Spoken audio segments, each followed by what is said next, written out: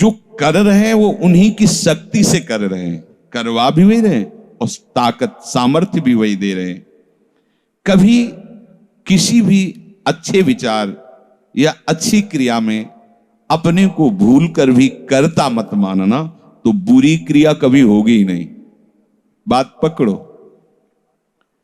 यदि अच्छी क्रियाओं के कर्ता आप बनोगे तो बुरी क्रियाओं से बच नहीं सकते।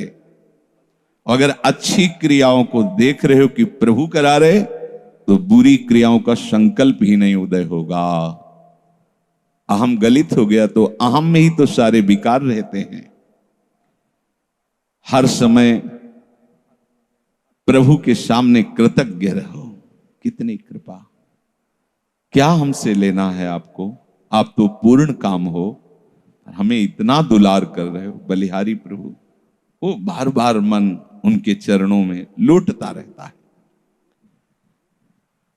प्रभु का विधान सर्वज्ञता से पास हुआ है। वो खूब आगे की, पीछे की, मध्य की सब बात सोच करके उन्होंने आपके लिए विधान किया है। पहले से उन्होंने आपका उस समय मंगल विधान सुनिश्चित कर दिया है। कैसी भी परिस्थिति हो, कभी ऊबना मत, घबराना मत, अधीर मत होना और अपने भगवत विश्वास में कमी मत आने देना। कैसी भी परिस्थिति हो, यह जरूरी है। ऊबना मत। बहुत हो गया कष्ट सहते सहते, कितना सहूं, नहीं। ये अगर ऐसा आ रहा है तो भी आप भगवद आश्रित नहीं हुए। नहीं, ऐसा आ ही नहीं सकता। बड़ा आनंद आता है कष्ट में, बड़ा आनंद आता है। पूरा का पूरा मन, इंद्रियां केवल प्रभु में होती, क्योंकि कष्ट में कोई विषय की इच्छा तो होती नहीं किसी को भी। भारी पीड़ा है तो सब उसी में होती।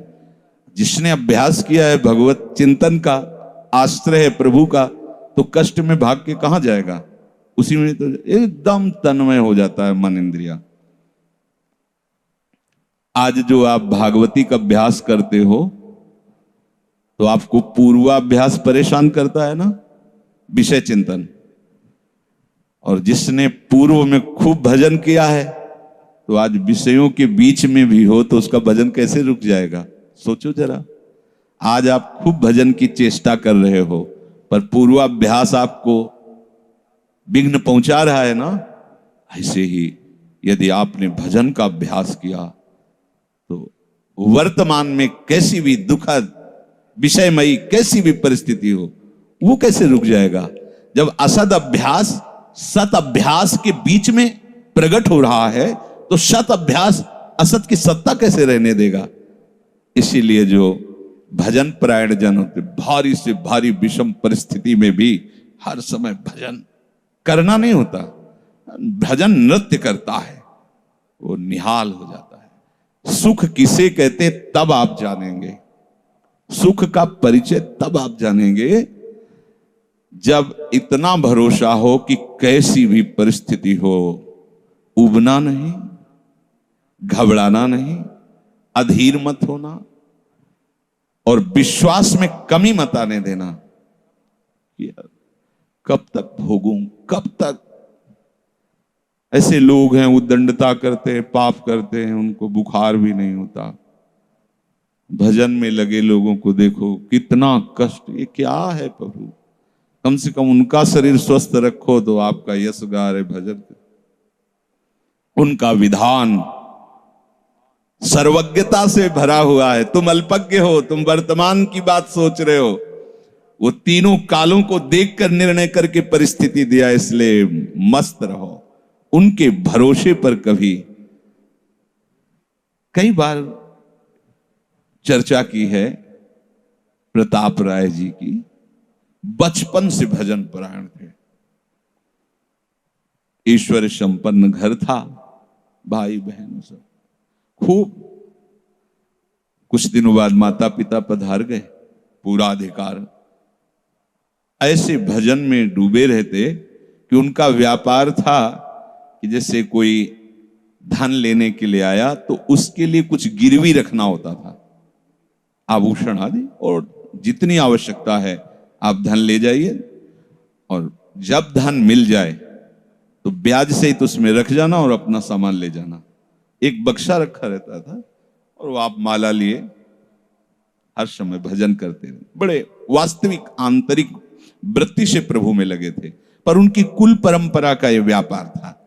जैसे सदन जी की कुल परंपरा, तो कुछ गृहस्थ ऐसे महापुरुष जो अपने, भगवान भी कहते पर धर्मो भयावहा सुधर्मो निधनो श्रेया, पर धर्मो, वो जो वहां का काजी था उसने देखा कि बिना किसी प्रयत्न के बड़ा आनंद इनके चल रहा है, तो जलन होती, जो भगवत विरोधी जन, विमुख जन होते हैं तो जलन होती है। इसको दूसरे रूप में हम कह सकते हैं कि प्रभु अब उनके भजन का फल देना चाहते थे। दोनों बातें, परिणाम जान गए हैं इसलिए हम कह रहे हैं प्रभु उनके भजन का फल देना चाहते थे, और वो वर्तमान से देखो तो वो द्रोही थे, भगवत द्रोही जन। 3 लोगों ने काजी से मिलकर कहा बड़ा सुख लूट रहा है, हम जाके देखा है, बढ़िया काम बन जाए। वो देखता भी नहीं कि बक्से में क्या रखा गया। तो कुछ कंकड़ ऐसे झोली में, पहले थैली टाइप की झोली होती, गए प्रणाम किया और कहा हमें 10,000 रुपए की आवश्यकता है, यहां लिखो दस्तखत, तारीख, दिन, और चेक भी नहीं करे। वो इतने विश्वास परायण भक्त थे, अभी तक ऐसा कुछ हुआ भी नहीं था। 10,000 रुपए दे। थोड़ी देर में दूसरा आ गया, थोड़ी देर में तीसरा आ गया, उनको धन था, दे दिया। 2-3 दिन बाद एक आया और 10,000 का ब्याज, 10,000 रुपए उनका अपनी जहां रखा हो निकाल लीजिए। थैली निकाली और 2500 लोगों को पहले से ही काजी ने वहां भेज रखा था, सबके सामने डाला। देखो कितना पाखंडी है, हमारी सोने की सब जो आभूषण थे सब हटा के देखो इसमें पत्थर रख दिया। और हो तले दूसरा आ गया, प्रताप राय जी आपसे ये 10,000 रुपए, ये आपका ब्याज का पैसा। उसे अरे हाँ मेरे भी स्वर्ण, तीसरा है। फिर अब तो जितने गांव वाले थे जो श्रद्धा करते थे कि भक्त है, बड़ा उनका सम्मान था, सब उनके मुंह पे निंदा करने लगे। तिलक लगाए बैठे हो, कंठी बांधे हो, नाम जप करते, तुम्हें शर्म नहीं आती? तभी हम लोग सोचते थे कि कुछ करते हो रहे हो, इतना माला माल हो रहे हो, ऐसी बेईमानी तुम करते हो। काजी आ गया, उसने कहा तुम रिपोर्ट लिखाओ। रिपोर्ट लिखाई गई, बादशाह के पास रिपोर्ट पहुंचा गई। उन्होंने कहा ऐसे पाखंडी को बंदी बना लिया जाए, सारी संपत्ति जब्त कर ली जाए। प्रताप राय जी ने जब सुना, अवाक, मतलब पत्नी से कहा कि ठाकुर जी की सेवा में बाधा ना पहुंचे, तुम ठाकुर जी को लो, पीछे के मार्ग से निकल जाओ, कुछ भोग सामग्री, आभूषण और ठाकुर जी को लेकर चले जाओ। पत्नी ने ऐसा किया, साफ एक बर्तन भी नहीं रहने दिया और उनको हथकड़ी डाल करके जेल में पहुंचा दिया। सब लूट लिया, सब नष्ट भ्रष्ट कर दिया। अब आप देखते जाओ। जब वहां पहुंचे तो जो विरोधी जन थे तो उन्होंने कहा कि ठाकुर के बहुत से आभूषण, बड़ी महंगी मूर्ति इनकी ठाकुर की, इनकी पत्नी, उसको तो आपने बंदी नहीं बनाया। सरकारी सैनिकों ने खोज की तो अपने मायके चली गई थी, वहां से उनको बंदी बनाया। ठाकुर जी को ला करके जहां धन का स्टॉक था वहां रख दिया, आभूषण सब उनके, दोनों को एक जगह हथकड़ी बेड़ी डाल के वो ठाकुर जी से एकांत में जेल में कहने लगे कि ये सब लीला तो हमें बर्दाश्त है, लेकिन आप जो हमारे प्राणनाथ हैं, आपको बंद कर दिया गया, भोग नहीं लगेगा, आरती नहीं होगी, आपको शयन नहीं करे, ये हमसे बर्दाश्त नहीं होता। प्राण हमारे ले लो, हम आपकी सेवा के बिना नहीं रह सकते। मुझे ये जो कुछ किया इस तो बर्दाश्त है, पर आप हमारे पास नहीं, आपकी सेवा नहीं, और जीवन भर कुल परंपरा से आपकी सेवा होती, नाथ ये मुझसे बर्दाश्त नहीं होता। विकल होकर के रोए। तो वहीं गलबैया दिए प्रिया प्रीतम जेल में ही प्रकट हो गए, निहाल कर दिया। फिर आगे जो बड़ा चरित्र है, हम ये बताना चाहते हैं कि देखने में तो हमें लगा कि देखो ऐसे महान भक्त के जीवन में कैसी परिस्थिति आई, पर परिणाम देखकर हम ये कह सकते हैं कि ये फल वृत्ति आई, पूरे जीवन के भजन का फल कि सच्चिदानंद प्रभु का साक्षात दर्शन, साक्षात ऐसी महान स्थिति आगे उनकी वर्णन है। यह कह रहे कि ऊबो मत, घबराओ मत, अधीर मत हो, विश्वास में कमी मत होने दो। अब प्रभु ने क्या देखा कि इसे ना संपत्ति के हरण का दुख है और ना इसे किसी सम्मान नष्ट का, पूरे जीवन भर सम्मानित रहे, गांव के सब भगत जी हैं, सब मिटिया मेट हो गया, इस बात का कोई दुख नहीं, केवल मेरी सेवा का सुख। आगे चरित्र में आता है फिर उन्होंने जो लीला की कि बादशाह चरणों में झुका, पूरी समाज के सामने उन तीनों ने स्वीकार किया मैंने कपट किया, फिर जय जयकार। ये तो उनके एक मिनट का काम होता है, ये उनका तिनके को ब्रह्मा बना देना, ब्रह्मा को तिनका बना देना, ये उनका तो खिलवाड़ होता है। इसलिए कभी विश्वास कम मत करना, क्योंकि ऐसी परिस्थिति आ सकती है कि आपको लगेगा कि अगर भगवान होता, मान लो वहीं थोड़ा सा नकारात्मक सोच कर ली जाए कि ऐसा क्या, जीवन भर आपसे प्यार करके भजन, इतनी भारी बेइज्जती, ऐसा ऐसा। भक्त अगर ऐसा चिंतन करता है तो शरणागति नहीं, क्योंकि शरणागति में विपरीत चिंतन की जगह नहीं होती, शरणागति में संशय नहीं होता। उसकी कृपा के असंख्य रूप हैं, वो आवश्यकता अनुसार जब जहां जैसे चाहेगी वैसा रूप रख लेगी। और आप शरणागत हैं तो आपके लिए अब कृपा के सिवा कोई दूसरा होगा नहीं। बैठा लिए हृदय में, आप प्रभु के शरणागत हैं, अब आप पर कृपा ही कृपा होगी। पर लिखा हुआ कि कृपा असंख्य रूप धारण कर सकती है, कोई भी रूप उसका हो सकता है। अब आदर करना, अब आपके जीवन में केवल कृपा होगी, शरणागत है पर उसका आदर करना। प्रभु के कृपा में, विधान में जो संदेह कर बैठता है, विरुद्ध चिंतन कर लेता है, तो उसको कृपा छोड़ती नहीं है, उसके लिए कृपा भयानक रूप धारण करती है और घेर करके उसको कृपा सिंधु से मिला देती है।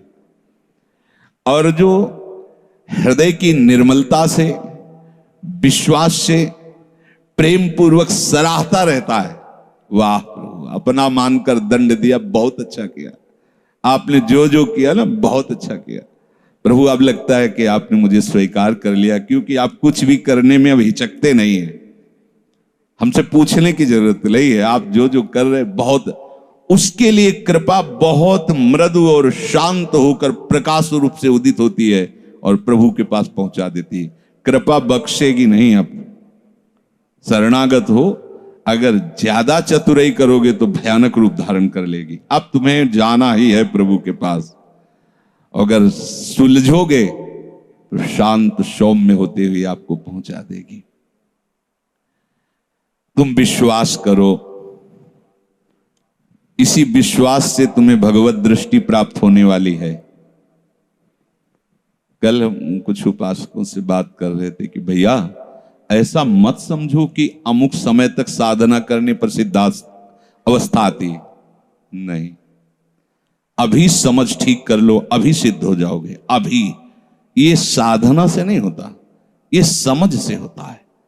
आपकी समझ ठीक हो गई, अभी वही आचरण आने लगेंगे जो सिद्धों में आचरण। हम लोगों के दिमाग में बैठा हुआ 12 वर्ष 18 वर्ष ऐसा वैसा, 12 जन्म में भी बात नहीं बनने वाली, और 12 मिनट भी बहुत होते हैं। समझ जाओ, जैसे कोई कहे ऐसे ही बोल रहे हो। आपके पास कोई उदाहरण है? भागवत में 11 स्कंद में तितिक्षु ब्राह्मण का चरित्र पढ़ लो, और ये भगवान श्री कृष्णचंद्र जो उद्धव को उसका चरित्र सुना रहे, मतलब उसका यश गान कर रहे हैं, और वो खुद कह रहा है कि मैंने जीवन में कभी कोई साधन भजन की बात जाने तो धर्म नहीं किया। हुआ क्या? कृपा उदित हुई, सर्वनाश का खेल हुआ और उसकी एकदम समझ ठीक हो गई। समझ पढ़ लेना उसकी। जिनके लिए मैंने पूरा जीवन, वो मुझे त्याग रहे। जिस धन को ना मैंने प्रयोग किया ना किसी को करने दिया, उसका अपहरण हो गया। जिस शरीर को मैं माना वो बुढ़ापे में जा रहा है। ये हो क्या रहा है? समझ ठीक हुई, उसी समय वो ऐसी स्थिति का महापुरुष हो गया कि भगवान उसका यशगार। बोलो क्या साधना? समझ। रत्नावती जी ने क्या साधना की? दासी ने जब बताया तो हिमालय में जाके उन्होंने पद्मासन लगा के कोई साधना की क्या? दासी ने बताया कि सबका प्रीतम परम सुंदर करुणामय बिहारी जो है, बस समझ पकड़ लिया बिहारी और महान सिद्ध। अपने लोग ऐसी धारणा बनाए हुए कि धीरे धीरे विषय छूटेगा, कामनाएं छूटेंगी, इतने वर्ष कम से कम, ऐसा वैसा, कुछ नहीं। अभी एकदम स्वीकार करो, आनंद पूर्वक चल दो। स्वीकृति का सारा चमत्कार है, अंदर से स्वीकार कर लो। अब तुम्हें ध्यान दीजिए, वही पदार्थ, वही परिस्थिति, वही कार्य प्राप्त होगा जिससे तुम्हारा मंगल होगा। काहे को खोपड़ी लड़ाते हो? कितना आनंद है। वही पदार्थ, जय राधा वल्लभ। जो गीता जी में वर्णन कर रहे थे कि यदि विषय का राग पूर्वक चिंतन किया जाए तो चिंतन मात्र से सर्वनाश हो जाता है, उसी के आगे श्लोक का वर्णन किया कि यदि राग द्वेष रहित होकर विषय का सेवन किया जाए तो हृदय की स्वच्छता, हृदय का प्रसाद, और प्रसादे सर्व दुखा नाम हानिरस्य उपजाति। बात पकड़ो। अब तुम्हें वही पदार्थ, वही क्रिया, वही सानिध्य मिलेगा जिससे तुम्हें मंगल में भगवान के दर्शन की योग्यता प्राप्त होगी। अच्छा बताओ, छोटा सा बच्चा जिसके पंख नहीं निकले वो क्या करेगा? शुद्ध शरणागति का स्वरूप अजात पक्षा यु मातरम खगा। तो आप शुद्ध शरणागति तो बनना चाहते हैं ना? उस बच्चे की योग्यता कितनी है? चे चे करके केवल मां की तरफ देखना, तो राधा राधा बोल के केवल लाडली जी की तरफ देखना। हमारी उस बच्चे पर यदि कोई प्रहार करने के लिए जीव आ रहा है तो माता पिता का कर्तव्य है, उससे तो पंख ही नहीं निकले तो अपना बचाव क्या करेगा? तो काम क्रोध लोभ आदि यदि आप पर आक्रमण कर रहे हैं तो आप बचाव कहां करने लायक हैं? तो आप इधर चे चे करके देखिए, राधा राधा राधा राधा राधा। और सही पूछो, जब ऐसी शरणागति आएगी तो आएंगे ही नहीं। वो भी भगवत प्रेरित आते हैं, भगवत प्रेरित। नहीं, देवर्षि नारद जी के हृदय में कहां काम था? पूरी लीला करके काम हार गया, और जब अहंकार आ गया तो छूट दे दी, तो देख लो क्या हो गया। समझना बस, सारी ये जो परमार्थ का खेल है ये सब समझ का है। आश्रय से जो भगवान कहते हैं कि बुद्धि योगम ददामिते, बस ये बुद्धि योग हो गया कि मस्त हो जाओगे। तेषाम सतति युक्तानाम भजताम प्रीति पूर्वकम ददामि बुद्धि योगम तम। अब जो भी पदार्थ, जो भी क्रिया, जो भी सानिध्य, वो कृपा के द्वारा होगा। अब हमें उसमें न राग करना न द्वेष करना है। और इसका परिणाम क्या बताया? हृदय की स्वच्छता, परम प्रसाद और बुद्धि का भगवान में स्थित हो जाना। अब वो प्रतिकूल हुआ या अनुकूल हुआ? अगर प्रतिकूल हुआ तो आपने सोचा गलत सिद्धांत। अगर ये बात हम ना माने होते तो इससे सावधान रहते तो हमारा वो होना था। प्रभु का विधान था, उसमें कुछ है, बाद में देख लेना। उसका वो परिणाम होगा जो तुम नहीं निकाल सकते थे। उस प्रतिकूल पदार्थ, वस्तु, व्यक्ति के सानिध्य से वो ठीक हुआ है जो ठीक होना था, प्रभु ने भेजा है। अब तो तुम निश्चिंत हो जाओ, अब भय ना करो। समझ ला? प्रभु सर्वज्ञ हैं, तुम उनके भरोसे हो गए हो, आप कोई तुम्हारा मंगल कर ही नहीं सकता। बोले काम आता है, क्रोध आता है, गंदी बातें मन में रहती हैं। कहा जाता है जब ये तक हृदय में रहेंगे तब तक तुम्हें भगवत प्राप्ति नहीं होगी। शास्त्रों में खूब खुला वर्णन है, चाहे जहां देख लो। त्रिविधम नरकस्येदम द्वारम नाशन मात्मनः कामः क्रोधा तथा लोभा। तस्मादे त्रयम त्यजेत, काम क्रोध मद लोभ शब नाथ नरक के पंथ। पर इसके बीच की हम एक रहस्यमयी बात आपको बताते हैं।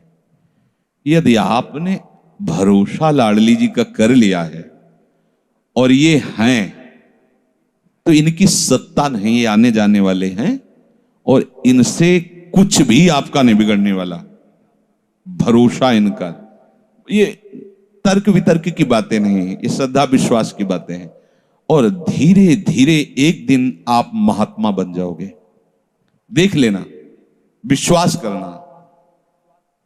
कुछ बातें ऐसी होती जो यहां की होती हैं, क्योंकि पूरा जीवन जिए हैं तो उसको देखा है। पढ़ी लिखी बातों को जब तक अनुभव में नहीं किया जाता तो ठीक से समझ में नहीं आती। अब जैसे ये बात केवल समझ में आ जाए कि निर्विकार हृदय ही भगवत प्राप्ति की योग्यता, बढ़िया बढ़िया शब्द है, लेकिन जीवन में देखा है कि इसमें विकार है। जीवन में देखा है इसमें बहुत सी घृणित बातें रही और कसर रखा नहीं साधन में, भजन में, साधन में, उपासना में। गुरु कृपा से छूट नहीं दी। जीवन हो गया 5 मिनट भी इसको छूट नहीं दी। हर समय जैसे दुश्मन पर सवार रहे। देखो बीमार हैं, बुखार, ये दुनिया का सब नाट, छूट नहीं है। अगर थोड़ी भी सांस है, चलने की हिम्मत है तो चलेंगे।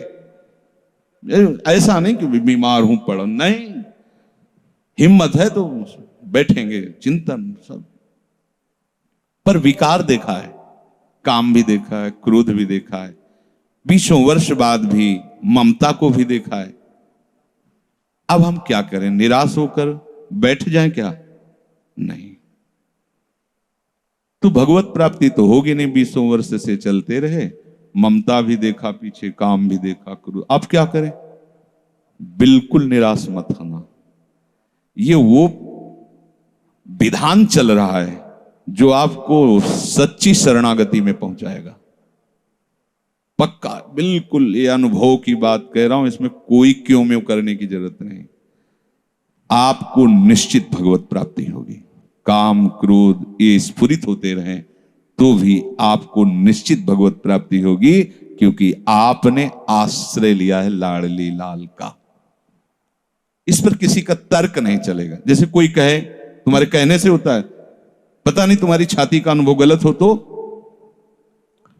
ठीक वैसे ही विषयों का सेवन करने वाला सुग्रीव, ठीक वैसे ही मदांध बाली, वो नहीं जानता भगवान को। भगवान सुग्रीव नहीं जानता। हनुमान जी कहते हैं कि महापराक्रमी चक्रवर्ती सम्राट महाराज दशरथ जी के पुत्र भगवान श्री राम हैं। इनसे मित्रता कर लो तो तुम बाली के भय से क्या, कोई भी तुम्हें भयभीत नहीं, काल भी भयभीत नहीं कर सकता। हनुमान जी पर विशेष श्रद्धा और विश्वास सुग्रीव का था, बहुत प्रीत है। एक तरह से उनके मंत्री हित, जैसा वो आदेश करते थे वैसा। एक भक्त पर विशेष श्रद्धा ने प्रभु से मित्रता करवाई, सामने अग्नि को साक्षी करके।